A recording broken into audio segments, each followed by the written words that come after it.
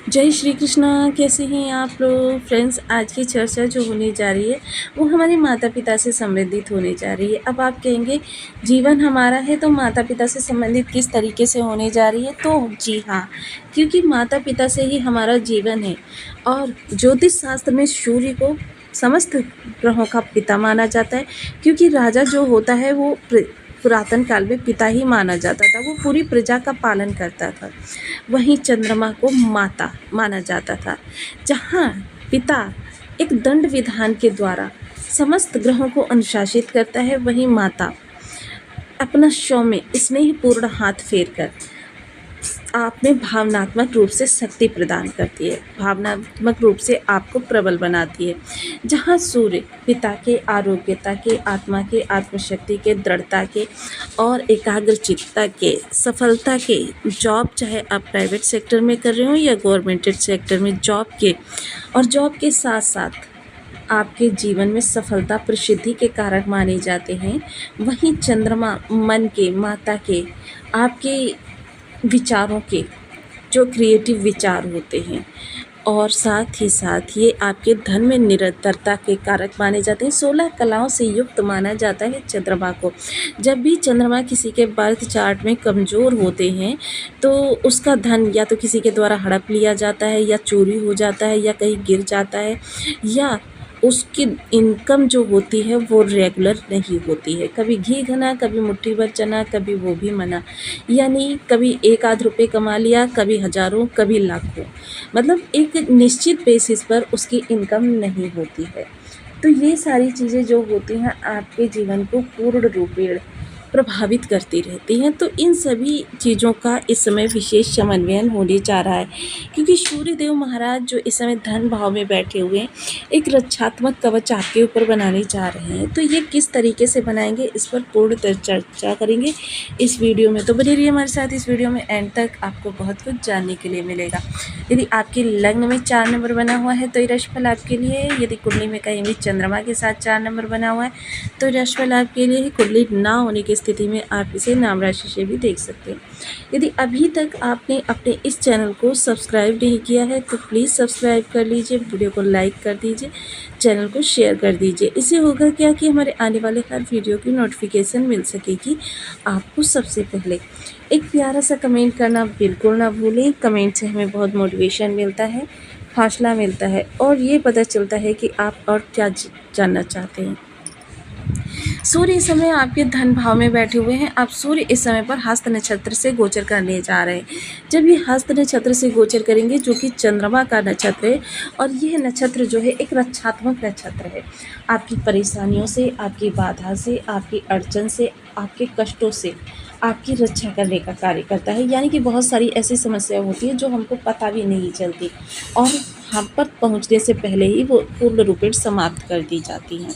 तो इस समय पर सूर्य का इस प्रकार से जीवन में आपके बहुत शुभ स्थितियों का निर्माण करना आपके लिए चीज़ों को बहुत अच्छा बनाने का कार्य करेगा। समस्त धन भाव संबंधी, यानी कि जो भी आपके धन आगमन के रास्ते में अड़चनें आ रही हैं, परेशानियां आ रही हैं, या फिर किसी प्रकार से आपके जीवन में आपके वाणी का प्रभाव नहीं रहा, यानी कि आप बहुत प्रयास करते हैं लेकिन लोग आपकी बात सुनना ही पसंद नहीं करते। आप चाहते हैं कि आप लोगों के बीच में बैठें, लेकिन फिर भी आपसे लोग थोड़ा सा कतराए रहते हैं, आपसे नज़र चुराने का प्रयास करते हैं। ये सारी समस्या इस समय पर समाप्त होंगी।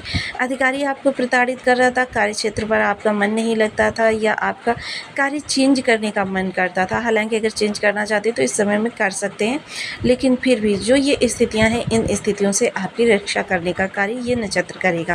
क्योंकि यह नक्षत्र जो होता है किसी भी ग्रह के चारों ओर अपना कवच बना देता है, जिससे क्या है कि उस पर किसी भी विशेष नेगेटिव चीज़ का प्रभाव नहीं पड़ता है। हालांकि देखिए, सूर्य और चंद्रमा का एक साथ जब गोचर होता है तो ये अमावस योग का निर्माण करता है, लेकिन फिर भी ये जो नक्षत्र के माध्यम से परिवर्तन हो रहा है, ये आपकी सिर्फ दुर्योग को समाप्त करेगा, शुभ योग को उसी तरीके से परिपोषित रखेगा। तो ये बहुत ही सुंदर इस समय पर योग बन रहा है। जब आप धन से जुड़ा कोई निर्णय लेना चाहते हैं, या फिर परिवार से संबंधित कोई बड़ा महत्वपूर्ण बदलाव करना चाहते हैं, इन सभी कार्यों के लिए यह समय काल श्रेष्ठ है। कोई निवेश करना चाहते हैं, या फिर आप किसी प्रॉपर्टी वगैरह की खरीद फरोख्त करना चाहते हैं, इन दोनों के लिए ये समय काल बहुत ही उत्तम कहा जाएगा। हालांकि देखिए चंद्रमा जो होते हैं बहुत चंचल होते हैं और ये 2.25 दिन में अपना राशि परिवर्तन करते हैं और हर बार राशि परिवर्तन के साथ ही इनकी स्थिति भी परिवर्तित हो जाती है। यानी कि देखिए हो सकता है कि वो मित्र ग्रह के साथ गोचर करें। जैसे कि अब यहाँ पर अगर उदाहरण के माध्यम से समझाऊँ तो जब ये गुरु के साथ गोचर करते हैं तो ये गजकेसरी राजयोग का निर्माण करते हैं। जब ये शुक्र के साथ गोचर करते हैं तो ये यहाँ पर आपके लिए लक्ष्मी राजयोग का निर्माण करते हैं। और जब केतु के साथ गोचर करेंगे तो ये यहाँ पर ग्रहण योग का निर्माण करेंगे। जब ये मंगल के साथ गोचर करेंगे तब भी ये विषम परिस्थिति में ही होंगे। तो मतलब चंद्रमा की कला प्रत्येक 2.25 दिन में परिवर्तित होती रहती है, जिसकी वजह से थोड़े से प्रभावों में आपके परिवर्तन समय समय पर बदलता हुआ दिखाई देगा। लेकिन ये रक्षात्मक कवच आगामी 15 दिन तक आपके जीवन में बना रहेगा, जिसकी वजह से क्या है, निगेटिविटी काफ़ी हद तक समाप्त होगी। यानी स्मूथ रनवे पर आप बिना किसी ब्रेकर के, बिना किसी आप जो अवरोध उत्पन्न किए जाते हैं उन अवरोध के द्वारा हाईवे पर आप फुल स्पीड से दौड़ सकेंगे, जिससे क्या है 2 घंटे का सफ़र आप मात्र 40 मिनट में पूर्ण कर लेंगे। अब देखिए माता पिता से संबंधित ग्रह हैं, इनको पहचान करना भी बहुत मुश्किल नहीं है।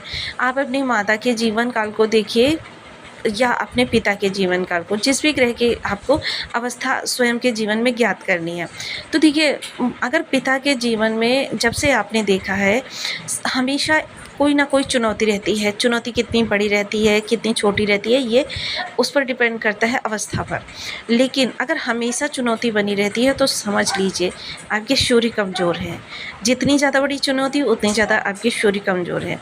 लेकिन अगर चंद्रमा निगेटिव रहते हैं तो फिर यही चीज़ें माता के जीवन में होने लगती हैं। यानी पारिवारिक सपोर्ट ना मिलना, भावनात्मक रूप से उनका दुखी रहना या फिर आर्थिक रूप से परेशान रहना, ये सारी चीज़ें किसी भी व्यक्ति को तोड़ने के लिए बहुत होती हैं। तब समझ लीजिए कि आपको बहुत आवश्यक है इन उपायों को करना। इसके लिए देखिए कुछ विशेष उपाय बता रही हूँ जिनको करके आप बहुत अच्छे लाभ प्राप्त कर सकते हैं। ओम सोम सोमाय नमः चंद्रदेव के लिए, ओम घड़ी सूर्याय नमः सूर्यदेव के लिए। इन बीज मंत्रों का आप 1 माला, 2 माला, 5 माला, 7 माला, 11 माला का जप नियमित करना प्रारंभ करें। देखिए चंद्रमा का जो ये मंत्र है इसको अगर हम पूर्णमासी या सोमवार को या शुक्ल पक्ष में चंद्रमा की चांदनी के नीचे बैठकर इसका जप करें और तब ये क्या होता है, इसका प्रभाव 10 गुना ज़्यादा बढ़ जाता है। तो ऐसे समय पर आप इसके प्रभाव को बढ़ाने के लिए चंद्रमा की चांदनी में भी इस उपाय को कर सकते हैं। सूर्य के लिए देखिए ओम घड़ी सूर्याय नमः इस बीज मंत्र का जप कर सकते हैं और नित्य प्रति प्रातः सूर्य को अर्घ दें। पिता के साथ क्वालिटी टाइम स्पेंड करें। लाल रंग की मिठाई पिता को उपहार स्वरूप दें या फिर आप इसका वितरण करें। ये सारे उपाय आपके जीवन में इन दोनों ग्रहों के निगेटिव प्रभावों को और ज़्यादा कम कर देंगे। और जहाँ बीज मंत्र का अगर बात करूँ तो ये सदैव के लिए आपके ग्रह की नकारात्मकता को समाप्त कर देते हैं। तो आपको वीडियो कैसी लगी मुझे कमेंट बॉक्स में ज़रूर बताएं। चैनल पर न्यू है तो प्लीज़ वीडियो को लाइक शेयर, चैनल को सब्सक्राइब करना बिल्कुल ना भूलें। मिलती हूँ नेक्स्ट वीडियो में, तब तक के लिए नमस्कार। अपना ध्यान रखें, स्वस्थ रहें, मस्त रहें।